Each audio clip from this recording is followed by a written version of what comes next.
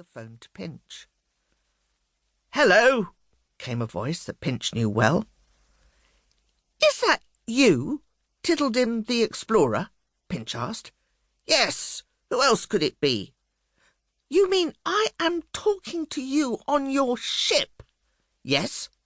"You who set sail from Rubbish Island a week ago?" said Pinch. "That me, the one and only," said Tindim. "I am as far away and further than you can throw a custard pie." "Have you ever thrown a custard pie?" asked Pinch.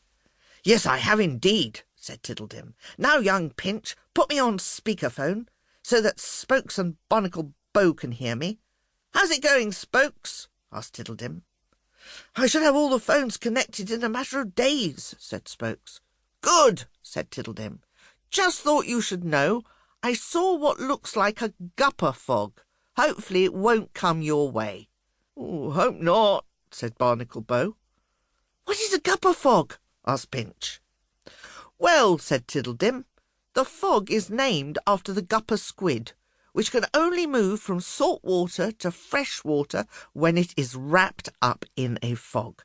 No one knows which came first, the squid or the fog."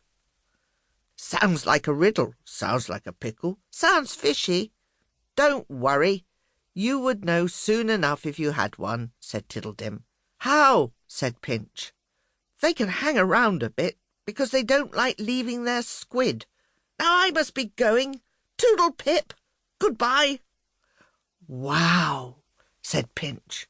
"That is brilliant. Now I see why every house needs a phone, so we can all speak to Tindim the Explorer." "That's not the only reason," said Spokes. "Oh," said Pinch. "Have you ever seen a gupper squid?" "Yes," said Barnacle Bow. "We have one in the lake, and that one came wrapped in a gupper fog." "Did you see it happen?" "No, but the light the squid gives off can be seen at noontide." "It must be a bit lonely," said Pinch. "What does it look like?" Barnacle Bow went and found a picture in a book.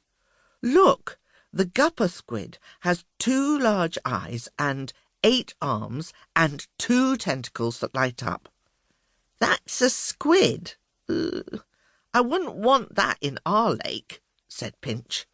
"You mustn't judge a squid on its looks alone," said Barnacle Bow. It was on Tuna Day when finally all the phones were connected. By then they had forgotten about the gupper fog. Skittle, Pinch and Brew, who were up in the treehouse, were the first to make a call on the brand new completed phone system. They decided to call Captain Spoons and ask if he could bring over some roo-roo cakes. Hitch-Stitch called Spokes to congratulate him and Barnacle Bow on their phone system. Ethelbedina phoned Tindim the Explorer, who said he would be out of touch for a week or so, as he'd be busy exploring and wouldn't have time to answer the phone. Admiral Bonnet spoke to Mug, and Mug spoke to Granny Gull about knitting patterns. Although it was good to hear each other's voices, it wasn't the same as actually being with one another and having glee and roo-roo muffins. After a week or so, they forgot about the phones, and just when they were sure they would never need to use them again, something happened that proved how useful a phone could be. A fog arrived. No one could be sure exactly what kind of fog it was.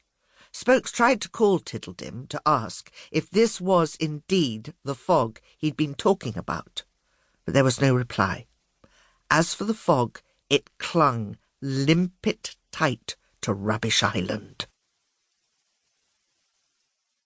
Chapter 3. When the Tindims are not sure what kind of fog has arrived on Rubbish Island. This fog was a thick greyish fog that smelled of old socks. It came unseen in the night and hung over the lake of still waters. Spokes was certain that it was a gupper fog, and he hoped it would go away. But the fog became thicker and thicker until it was the worst